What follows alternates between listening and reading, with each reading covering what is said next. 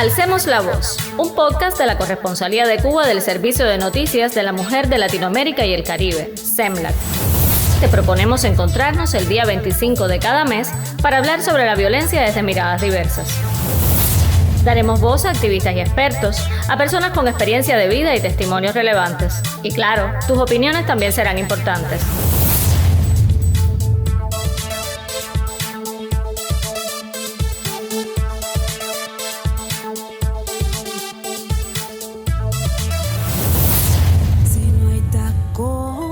En mis pies y como soy me siento bien. La pregunta que salta es: ¿cuál es el problema? Si hay tatuajes en mi piel y con mis pasas estoy bien. La pregunta que salta es: ¿cuál es el problema?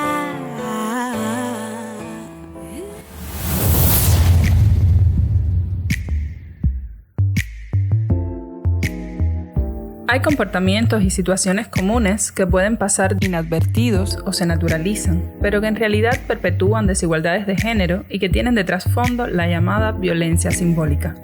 La violencia simbólica es un concepto desarrollado por el sociólogo francés Pierre Bourdieu para analizar las formas sutiles de opresión y dominación presentes en las estructuras sociales. Se refiere a la imposición de significados y valores a través de símbolos, discursos y prácticas culturales que legitiman y perpetúan relaciones de poder desiguales. A diferencia de la violencia física o directa, la violencia simbólica no se manifiesta de manera evidente, sino que se encuentra en la forma en que se construyen y se transmiten los sistemas de creencias y normas sociales. Esto es Alcemos la Voz, un podcast de la Corresponsalía en Cuba del Servicio de Noticias de la Mujer de Latinoamérica y el Caribe. Yo soy Lisandra Fariñas y estos serán unos minutos de audio para juntos aprender a reconocer, cuestionar y prevenir una de las más invisibilizadas formas de violencia. Acompáñanos.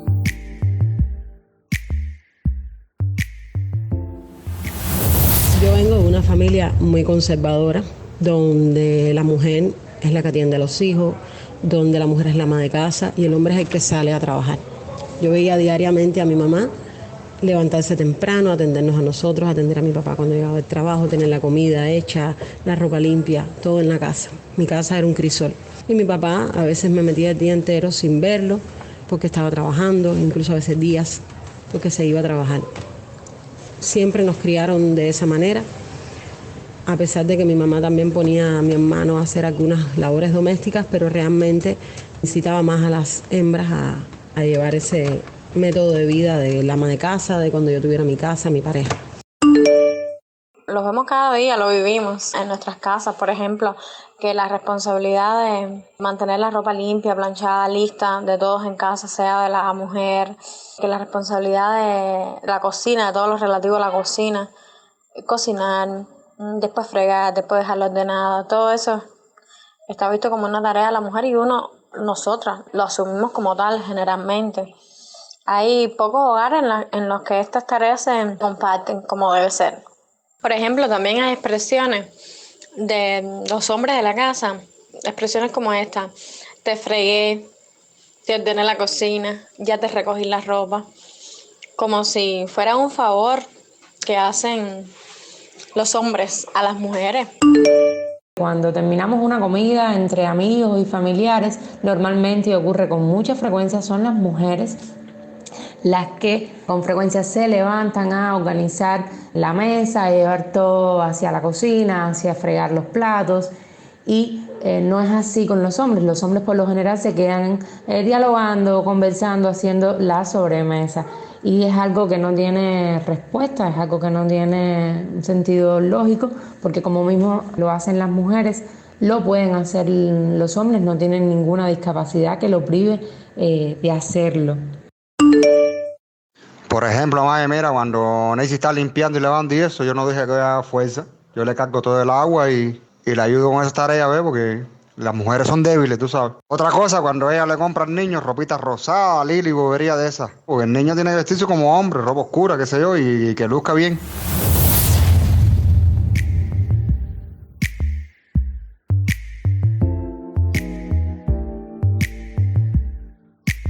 El patriarcado y las relaciones de poder son los cimientos sobre los cuales se construye y sustenta la violencia simbólica. La periodista Lirian Gordillo ha estudiado y escrito sobre este fenómeno, revelando cómo estas estructuras moldean y perpetúan estas formas de violencia en la sociedad.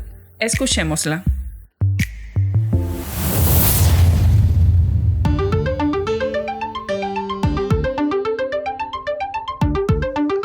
Cuando hablamos de las violencias simbólicas nos referimos a la reproducción de estereotipos, prejuicios, mitos, esquemas de pensamiento patriarcales, machistas, cis heteronormativos y que además se conectan o se entrecruzan con otras formas de opresión y de dominación como lo son el racismo, el clasismo, el capacitismo, el regionalismo, la discriminación por creencias religiosas, entre otras.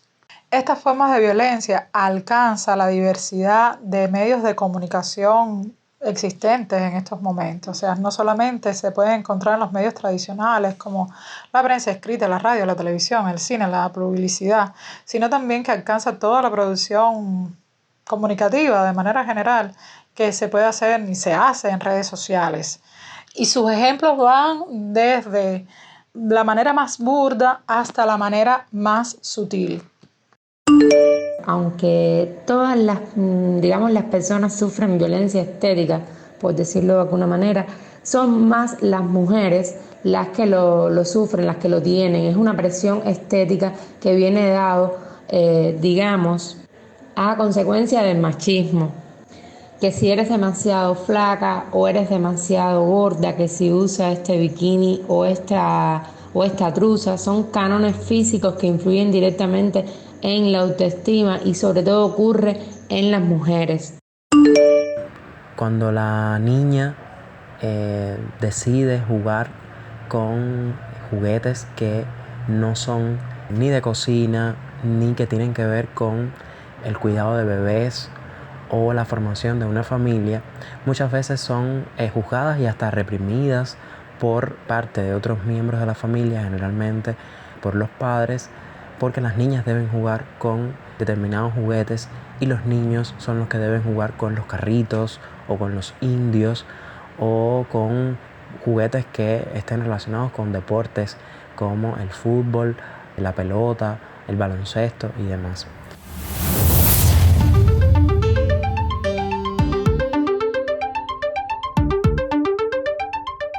¿Cómo podemos identificar las violencias simbólicas? Bueno, dentro de las estrategias sexistas más extendidas se incluye el sexismo lingüístico y entre ellos el uso del masculino como genérico universal.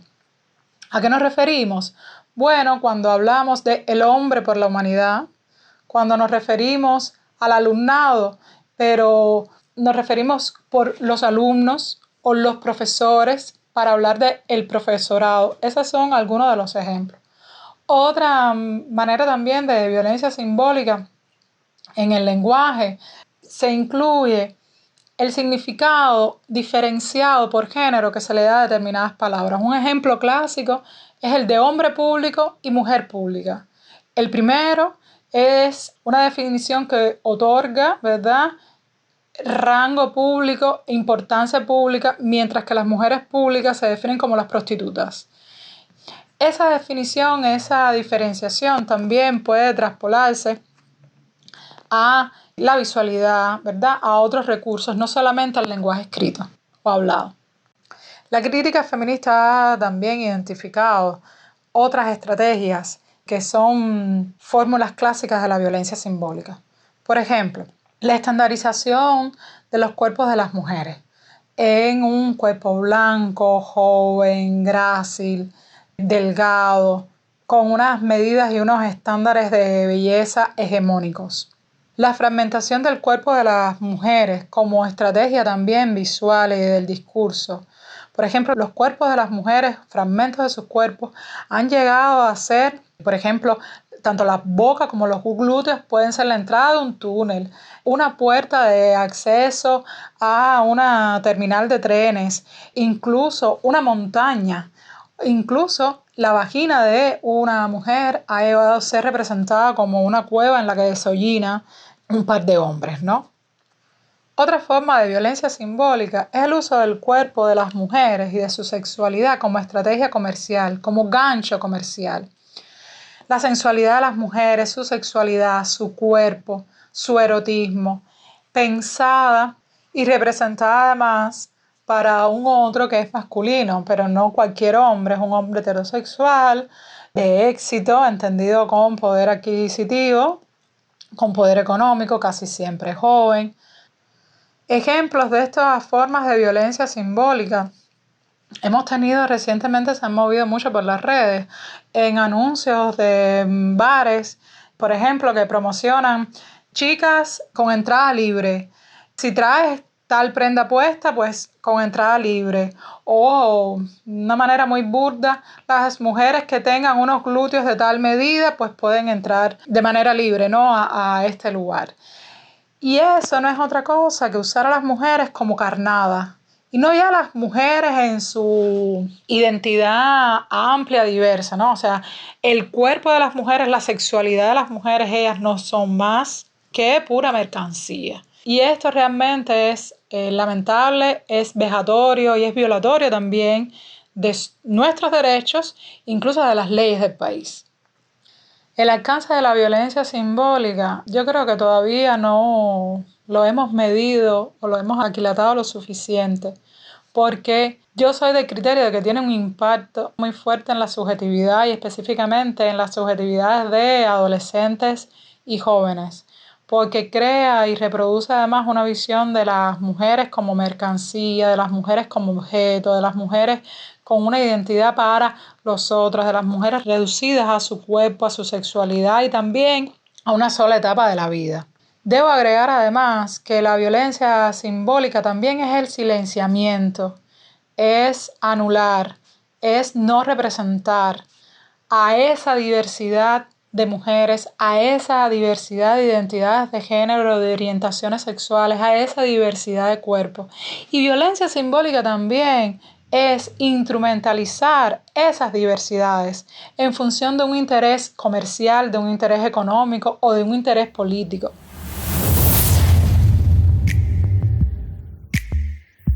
Magda González Grau, destacada directora y guionista de cine y televisión, ha abordado el tema de la violencia en sus obras. A través de su visión artística ha llevado esta temática a la gran y pequeña pantalla, explorando sus diversas manifestaciones y sus efectos en la sociedad. Con una narrativa audaz y perspicaz, Magda ha utilizado el poder del cine y de la televisión para generar conciencia y promover el diálogo sobre la violencia de género. De cómo lo ha hecho, nos cuenta. Soy Magda González Grau, realizadora de televisión y de cine y feminista. Primero tuve que informarme, que estudiar, que agradecer a mis amigas y colegas información sobre el tema de la violencia, porque uno va por el mundo, sabe que hay violencia, pero sistematizarla es importante. Esos ciclos de la violencia que se producen, que son clásicos, que están investigados, esas actitudes que uno a veces dice, no, porque se le fue la mano, y no, es decir, es una práctica, la violencia en muchas ocasiones y según los personajes, según las circunstancias, es una práctica que la sociedad de alguna manera la hace como algo natural y eso es fatal. Entonces, me informé, estudié, me hice consciente del tema de la violencia. Y empecé entonces conscientemente. Yo creo que antes de ese aprendizaje estaba, pero ya cuando uno se informa, aprende, lo hace consciente, es mucho más intencional y más, de alguna manera, eficiente, ¿no? Entonces, siempre ha estado el tema dentro de mi obra. Sobre todo el tema no solo de la violencia en abstracto, sino la violencia contra las mujeres y contra las niñas, porque en eso sí mi mamá, que se decía que ella misma que no era feminista, porque había cierto prejuicio con el feminismo, mi mamá era tremenda feminista y siempre educó a sus hijas para que no se pudiera ejercer violencia sobre ellas. Y entonces realmente me interesé mucho en que siempre este tema apareciera de maneras diferentes. Me acuerdo ahora mismo un telefilme que se llama Escena Intimidad, donde hay 4 historias y en las 4 historias hay violencia, planteada desde diferentes aspectos, pero hay violencia. Pero es una violencia silenciosa. No hay un solo golpe, es una violencia que es más peligrosa todavía, porque va horadando, va conformando personalidades, va creando actitudes de miedo, actitudes de conductas en la misma sociedad. Recuerdo también otro telefilme que fue Para toda la vida, que era con el problema de la maternidad responsable, pero partía de un hecho de violencia social, de que, bueno, debes tener tu hijo y, en fin, todo eso que sucede. Y en Calendario, por supuesto, que desde el principio dijimos, bueno, ¿dónde va a estar aquí la violencia? Y en casi todos los conflictos hay violencia, desde la más obvia, que es con Amalia, hasta la violencia contra la niña que es lesbiana o es bisexual, la violencia que se ejerce con el bullying en muchos casos, la violencia que se ejerce por las diferencias sociales, por las diferencias económicas, por las diferencias raciales. Entonces, yo creo que sí, que está ahí. Pero ya te digo, todo tiene que partir de un conocimiento y de un aprendizaje. Porque uno puede tener la mejor de las intenciones y después puede equivocarse a la hora de plasmarlo en una historia. Entonces es fundamental, siempre se lo digo a mis alumnos, estudiar y concientizar todo este tema de la violencia para hacerlo bien. Vivo sencillamente porque el amor tiene formas y colores. Porque en silencio somos muchos. Y porque en esta vida cabe más que un solo reino y un solo discurso. Yo soy la manifestación de algo especial. Y así de especial es mi orgullo y lo que siento. Michael. Ya no termina, profe. Sigue. Sigue, Michael. Porque me gusta vestirme extraño. Desnudarme frente al espejo y saber qué quiero. Para cuando la crisálida o el closet a mi alrededor se abran, me pose en la ventana, viendo el reflejo de mis alas. Cuando encuentre el momento exacto en el viento. Para saber qué tan fuerte es mi pulso. El corazón que llevo dentro.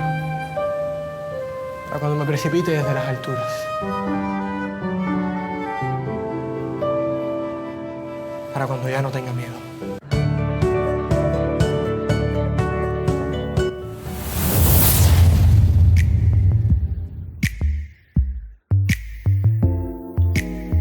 Escuchábamos un fragmento de la serie Calendario, donde Michael, uno de los estudiantes de la profesora Amalia, la protagonista de la obra, utiliza en clase la poesía como recurso para rebelarse contra el bullying y la homofobia de los que era víctima en su entorno escolar. Los medios de comunicación son constructores de sentidos y formadores de opinión. A través de su influencia y alcance masivo, tienen el poder de dar forma a la percepción de la sociedad sobre diferentes temas, incluida, por supuesto, la violencia simbólica. Al destacar y condenar estos actos, generan conciencia y promueven un cambio de actitud y comportamiento en la sociedad. Su capacidad para proporcionar información, visibilizar casos y amplificar voces es crucial para combatir la violencia simbólica y construir una cultura de respeto y no violencia. Los medios son muy poderosos y muchas personas crean de los medios como paradigmas, ¿no? Y de personajes crean paradigmas. Entonces uno tiene que ser muy responsable como realizador a la hora de llevar eso a los medios. Y los medios como institución, como entidad, también tienen que ser muy responsables a la hora de seleccionar la programación. Porque efectivamente ahora mismo las redes abren la posibilidad de que la gente se haga su propia programación. Pero siempre existe aquella cosa que es una construcción que existe en el espectador, que lo que sale en la pantalla, lo que sale en la televisión nacional es ley. Entonces, se puede ver cualquier material en las redes o en el paquete o lo que sea, pero lo que sale en la televisión, de alguna manera, tiene un poder, una potencia, que es el tema de si sale en televisión, entonces puede ser. Si sale en televisión es que está bien. Entonces yo creo que sí, que la responsabilidad de los medios es fundamental en seleccionar bien qué se pone. A veces ni se dan cuenta, porque a veces, al contrario, buscan materiales tan inocuos que entonces la gente edulcora la realidad que quieren y no se preparan para vivir en la realidad que viven. Y entonces es fatal, eso es fatal. Yo pienso que de alguna manera una alienación que se produce en el espectador de, no, yo quiero ver cosas bonitas, cosas que no son complicadas, que no me hagan pensar mucho, porque para eso vivo la realidad. Bueno, pero es que los medios están obligados a también presentar un reflejo de la realidad, ya sea en documentales, en obras de ficción, incluso en las mismas noticias. Están obligados a eso, porque tienen un papel de conducción, de concientización, que es fundamental.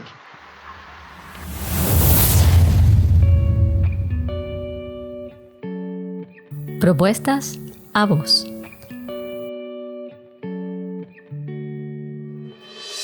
De nuestro archivo te traemos hoy 2 recursos prácticos que te serán útiles en el camino de lograr una comunicación y un lenguaje inclusivos. El Manual Práctico Comunicación e Imagen con Perspectiva de Género, publicado por el Instituto Andaluz de la Mujer, propone analizar el sexismo en la comunicación. Define pautas para revisar criterios de integración de perspectiva de género en páginas y portales web y promueve una imagen igualitaria en los medios de comunicación institucional. La metodología que emplea parte del conocimiento de conceptos claves de igualdad y pasa por un análisis de la perspectiva de género en el camino hacia una comunicación responsable e inclusiva. Se estructura en 5 capítulos, que incluyen definiciones de los términos y conceptos en los que se apoya, el desafío que supone la perspectiva de género y la sugerencia de claves para identificar y actuar de forma inclusiva, entre otros temas. Puedes descargarlo en versión PDF en nuestro sitio web redsemlac-cuba.net. Por su parte, la Organización de las Naciones Unidas creó un sitio web que recopila distintos recursos para ayudar a su personal a emplear un lenguaje inclusivo en cuanto al género, pero también es un recurso que el resto de la sociedad puede aprovechar y consultar. Dado que el lenguaje es uno de los factores clave que determinan las actitudes culturales y sociales, emplearlo de forma inclusiva en cuanto al género es una forma sumamente importante de promover la igualdad y combatir los prejuicios. En la sección titulada Orientaciones, se presentan distintas recomendaciones para emplear un lenguaje inclusivo en cuanto al género en todo tipo de situación comunicativa, oral o escrita, formal o informal, con un público tanto interno como externo. En la sección titulada Actividades y recursos, se recopila material de formación para poner las orientaciones en práctica, detalles sobre los cursos de formación afines y otros recursos sobre el tema. Puedes encontrar el enlace a este sitio en nuestra web, bajo el título Naciones Unidas, Tips para un lenguaje inclusivo en cuanto al género. Y esto es todo por hoy. Pronto volveremos con más propuestas a voz.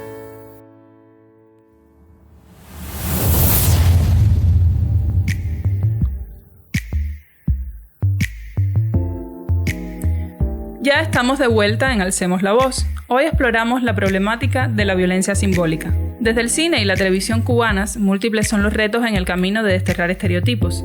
Sobre ellos reflexionábamos junto a la directora de cine y televisión, Magda González Grau, quien nos dice que ambos espacios, tanto el cine como la televisión, enfrentan diversos retos en la lucha contra la violencia simbólica. Uno de ellos es la representación estereotipada de ciertos grupos sociales que perpetúa prejuicios y restringe la diversidad de voces y experiencias. Es necesario entonces fomentar la inclusión y dar espacio a narrativas más diversas y auténticas.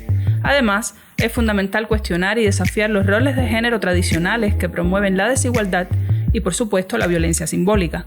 Otro reto importante es la necesidad de promover una mirada crítica por parte del espectador, fomentando la reflexión y el análisis sobre los mensajes y valores transmitidos.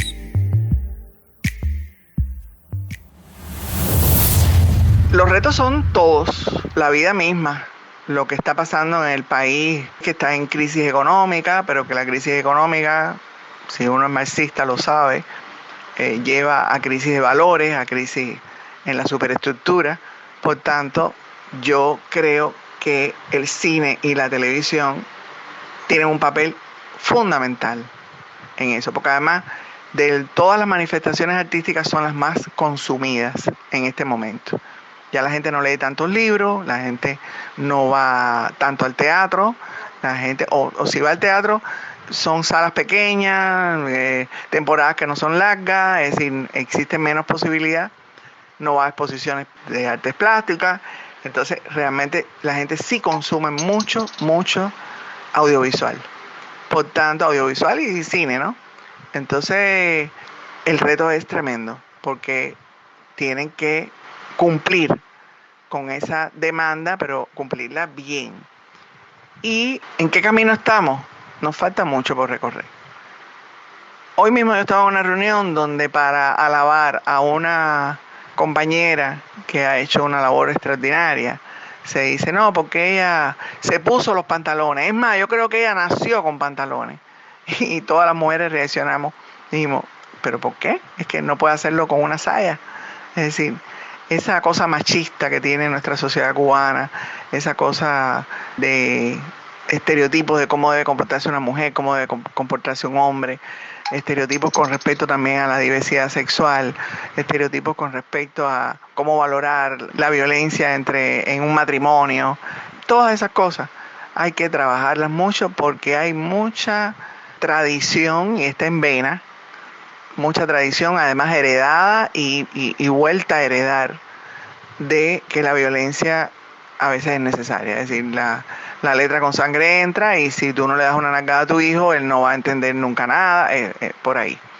Entonces, el reto es grande y hay mucho que aprender y mucho por hacer. Lo creo profundamente.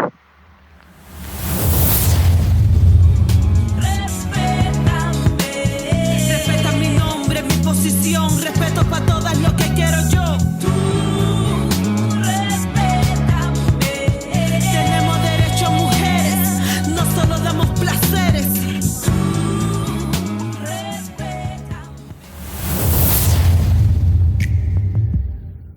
En un mundo cada vez más conectado, los entornos digitales han abierto nuevas puertas para la interacción y la comunicación. Sin embargo, también han surgido formas insidiosas de violencia simbólica que pueden pasar desapercibidas en estos espacios. Para adentrarnos en este tema nos acompaña ahora Juliet Pérez Calaña, periodista e influencer conocida en la red social Facebook como la Yuli de Cuba.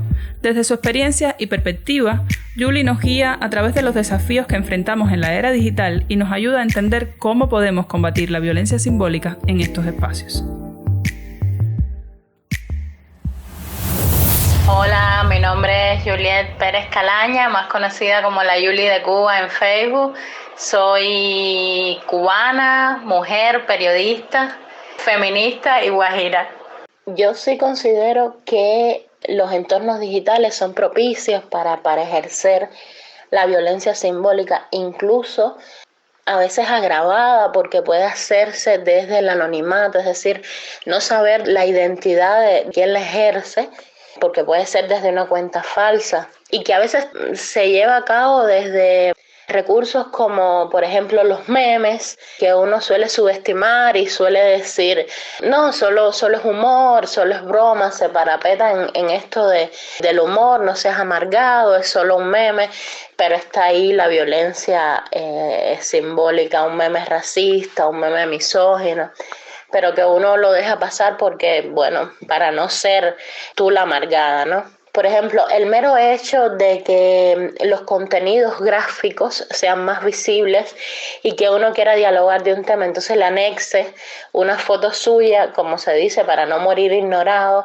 Entonces, sea cual sea el tema que llevabas a debate, ya se desplaza a un segundo plano y entonces pasa a un primer plano tu foto, si estás linda, si estás sexy, si subiste de peso, si bajaste. Por ejemplo, también vemos muchas cuentas conjuntas de parejas que se hacen una cuenta conjunta y si eso se hace por una decisión de los dos, bueno, pues está perfecto. Quizás no hay tanto tiempo para cada uno tener una cuenta. Quizás lo que van a hacer en Facebook pueden hacerlo desde la misma cuenta y así. Pero la mayoría de las veces sabemos que es producto de una presión de una parte de la pareja sobre la otra, de una forma de ejercer el poder, de invadir su privacidad, de controlar lo que hace, con quién conversa. Y en el caso, por ejemplo, de mi página, que es la Yuli de Cuba, que es una página que toca muchos temas de sexualidad, sobre todo femenina, por supuesto que hay muchísimos hombres que piensan que si tú pones un meme o si tú posteas una crónica, digamos, sobre sexo oral, pues es que tú lo estás buscando, que tú lo estás deseando. Es la misma lógica de que si, bueno, tú te arreglas para mí y si tú estás bonita yo tengo que piropearte, ¿no? Porque es de algún modo mi función como hombre.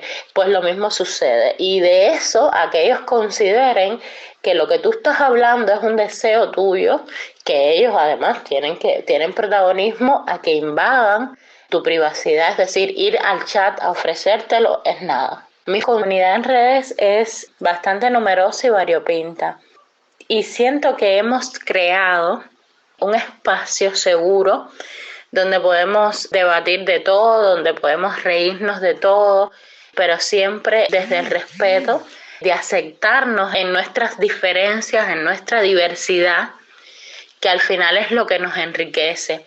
Por ejemplo, en mi perfil personal, pese a que la mayoría de los contenidos que comparto tienen que ver con las mujeres, tienen un enfoque feminista, la mayoría de mis seguidores son hombres. Y son hombres en los que he visto evolución. Por ejemplo, al principio eran muy reacios a este tipo de contenidos, me demandaban otros tipos de contenidos. ¿Y por qué no hablas también de los hombres? ¿Y por qué la violencia también se ejerce hacia los hombres? Y todo ese tipo de criterios que están muy arraigados también sobre todo para justificar la violencia que se ejerce hacia las mujeres y hacia las niñas. Y yo me he dado cuenta de cómo ya se plegan a los contenidos que comparto, cómo ya sus opiniones y su forma de interactuar con estos contenidos es ya más desde el conocimiento, desde haberse quitado de encima prejuicios, desde entender que el feminismo no es pues el equivalente al machismo, pero desde el otro lado. Y de saber también que el feminismo busca liberarlos de alguna manera de todas esas limitaciones que le imponen las masculinidades tóxicas, como por ejemplo si no lloro, si no hago labores hogareñas, si soy el responsable de mantener el hogar, si no voy al médico si me enfermo y todo ese tipo de cosas. Creo que hemos logrado crear un lugar seguro, sobre todo para las mujeres, donde el centro no es su cuerpo, donde el centro no es su belleza. Hemos también con los retos que hacemos a diario y demás, pues detonado todos esos modelos de belleza ideales, patrones de belleza inalcanzables. Hemos empoderado a cuerpos diversos, a sexualidades diversas, a identidades de género diversas y pienso que ese es el principal valor, ¿no?, que tiene la Yuli de Cuba como espacio. Y en el caso de los hombres se ve mucho eso de que los hombres no lloran, de que los colores a la hora de vestir a los niños, sobre todo, que deben ser azules o rojos, que son colores entre comillas masculinos, que el rosado no es un color que pegue con un niño, porque son colores de niña, que un hombre tenga que pagar la cuenta, ceder en su lugar a una mujer. O sea, esos son, como mismo te decía antes, cosas que refuerzan esos roles, esas ideas preconcebidas que están ya súper arraigadas y que eso es difícil de cambiar. Pero yo creo que eso no debería ser tan así, o sea, no todo tan radical. He visto varias veces en casos de mujeres que practican deportes de combate como el boxeo, que se está empezando a practicar en Cuba ahora y que hay sus polémicas con eso, porque dicen que eso no es un deporte de mujer, que eso es un deporte muy violento, cuando es un deporte como otro cualquiera, ¿no? Y tiene sus reglas y sus protecciones y todo eso. Y si una mujer quiere practicar boxeo, pues adelante, que lo haga. nada se lo debería impedir. O sea, las reglas están, el deporte está reconocido a nivel internacional y la sociedad no debería ir en contra de eso. Y otras veces ya con amigas que, por ejemplo, juegan fútbol o algo así, he oído comentarios decir que son poco femeninas, que cómo es posible, que no puede ser, que vaya, cosas así. E incluso llegando a decir que no son heterosexuales, o sea, que su orientación sexual es lesbiana, porque bueno, el deporte es como cosa de hombres y esas cosas que uno escucha, ¿no? Que al final no está de acuerdo con eso y trata de rebatirlo, pero ya eso está bastante arraigado.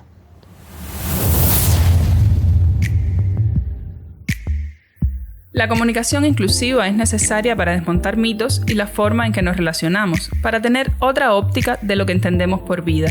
La responsabilidad de hacerla posible pasa por lo individual y alcanza al sistema de medios públicos. Así lo cree Juliet Teresa Villares Parejo, comunicadora popular en el Centro Memorial Martin Luther King. Mi nombre es Juliet Teresa, soy comunicadora popular y hago parte del Centro Memorial Dr. Martin Luther King. Creo fielmente en la capacidad que tenemos los seres humanos de relacionarnos. Creo en la capacidad que tenemos también para entender la vida de otra manera. Hemos crecido, hemos vivido, nos desarrollamos en un mundo lleno de violencia, producto de un sistema patriarcal, un sistema machista, un sistema capitalista, un sistema colonial que nos limita la posibilidad de soñar en colectivo.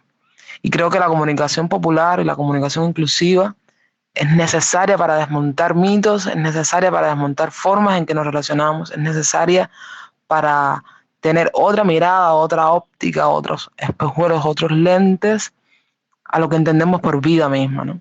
Entonces, en ese sentido, creo que la comunicación inclusiva le da voz a los nadie, le da voz a quienes han sido invisibilizados durante muchísimo tiempo, le da voz a la gente que muy poco tiene o casi nada tiene. Por tanto, hay una responsabilidad desde el sistema de medios públicos en lo que se dice, en cómo se piensan, en cómo se piensa cada producto, en cómo se narran, hasta a nivel individual, la resonancia que tiene eso de manera individual en las formas en que nos relacionamos.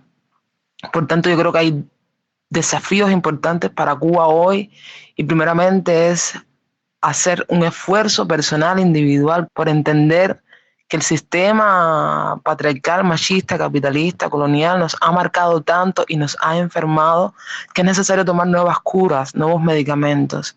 Y creo que en este sentido la comunicación inclusiva puede ayudar a ver esos nuevos caminos.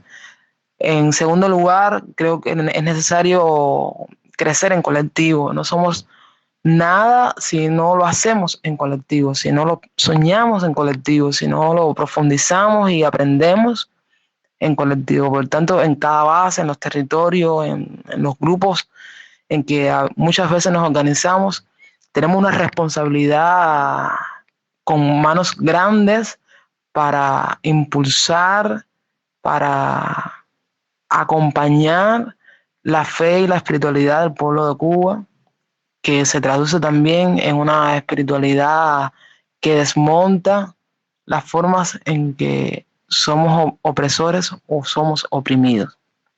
Y en tercer lugar, creo que hay una responsabilidad en quienes hacemos comunicación, en aprender a hacer comunicación, en aprender a construir los relatos, que va más allá de un hecho periodístico en sí, sino en la forma en que narramos las historias, la forma en que construimos los relatos, dan cuenta de qué es lo que queremos y si se acerca a los valores como el amor, la solidaridad, la fe, la espiritualidad genuina y espontánea de un pueblo cubano que es sabio, del pueblo cubano que es bendecido, del pueblo cubano que es altamente capaz de generar espacios de seguridad, pues tiene que ser a nivel de país, pero tiene que ser también a nivel personal, a nivel familiar, a nivel individual. Entonces, en ese sentido creo que tenemos un desafío por delante y es construir, como decía Fernando Martínez Heredia, lo insólito.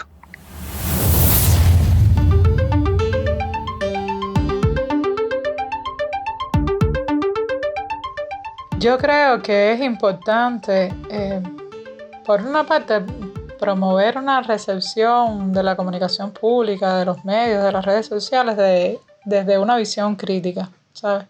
No exponernos sin cuestionarnos también lo que en eso que consumimos se representa. Eso es por una parte. Y por otra parte, yo creo que hay que seguir apostando por los espacios de formación, de capacitación y de sensibilización a profesionales de los medios, a personas que hacen comunicación pública. Y principalmente desde la academia, desde el pregrado hasta el posgrado, ubicar, reconocer que una buena comunicación pública es una comunicación que no reproduce violencia simbólica, es una comunicación que es inclusiva, es una comunicación que no discrimina, es una comunicación que muestra la diversidad, es una comunicación que no instrumentaliza, que no cosifica, que no silencia, que no anula. Eso yo creo que es importante, y también hay instituciones, hay actores sociales que tienen la responsabilidad también de promover tanto ese consumo crítico como esa formación de profesionales, esa capacitación. Por suerte contamos con espacios, no están generalizados ni tienen un alcance quizás nacional, pero yo creo que cada vez se va posicionando más la conciencia, el interés por una comunicación inclusiva y que no reproduzca violencia simbólica. La violencia simbólica está presente en nuestra vida diaria de manera más frecuente de lo que imaginamos. Reconocerla es el primer paso para no caer en ese juego sutil que lacera y violenta a personas y a sus vidas. Podemos transformar el poder de lo simbólico en una fuerza que promueva el respeto y la dignidad.